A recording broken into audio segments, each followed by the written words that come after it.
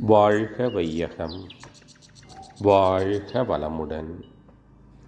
வாழ்க்கை மலர்கள் நால்வோர் நற்சிந்தனை, ஏப்ரல் 11. வாழ்க்கை துறைகள். சுகாதாரம். உடலின் உற்பத்தி, இயக்கம், வளர்ச்சி, தளர்ச்சி என்ற இவைகளிலும் கருவமைப்பு, ஆகாரம், செயல்கள், எண்ணங்கள் என்ற இவைகளினாலும் வெப்பத்தட்ப தாக்குதல்கள், சந்தர்ப்ப மோதல் என்ற இவைகளாலும் நம் உடலில் உள்ள இரசாயனங்கள் மாற்றம் அடைகின்றன. இவற்றினால் நம் உடல் இரசாயனங்கள் அளவிலும் செறிவிலும் குறைந்து விடுகின்றன அல்லது அதிகரித்து விடுகின்றன. அவைகளால் இரத்த ஓட்ட சுழலின் தன்மையும் விளைவாக ஏற்படும் உடலியக்க, அறிவியக்க நிலைகளும் மாற்றமடைந்து விடுகின்றன.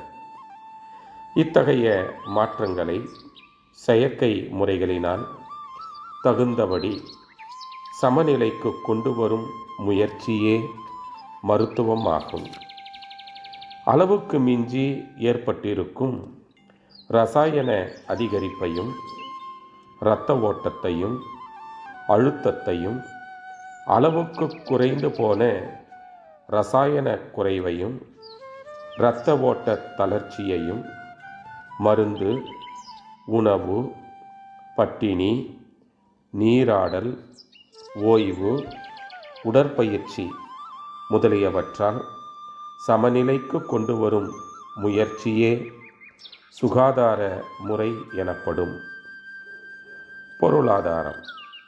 மனிதர் வாழ்வதற்கு அவசியமான உணவு, இடம், உடை முதலியவைகளையும், இயற்கையில் ஏற்படும் துன்பங்களை எதிர்க்கும் பல வசதிகளையும் உற்பத்தி செய்தல், சேமித்தல், பாதுகாத்தல், நிரவுதல், அனுபவித்தல் என்பனையெல்லாம் சேர்ந்த ஒன்றே பொருளாதாரம் எனப்படும். அரசியல்.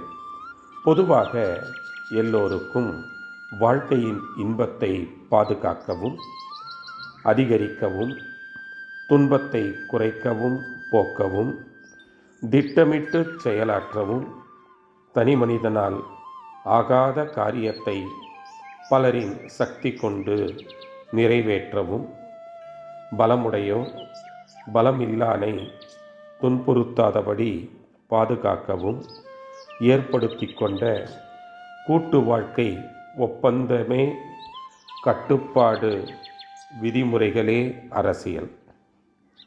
விஞ்ஞானம். விண் என்றால் அணு, ஞானம் என்றால் அறிவு. விஞ்ஞானம் விண் கூட்டல் ஞானம். அணுவின் தத்துவம் அறிந்து கொண்ட அறிவின் தெளிவே விஞ்ஞானம். அணுவையும் அணுவின் தத்துவத்தையும் அறிந்தால் அணுவில் உள்ள எழுச்சி, கவர்ச்சி எனும் சக்தியை அறியலாம். அணுக்கள் ஒன்றுடன் ஒன்று, பலவுடன் பல கூடுவதால் உருவங்களும் அவற்றில் காந்த சக்தியும் ஏற்படுகின்றன.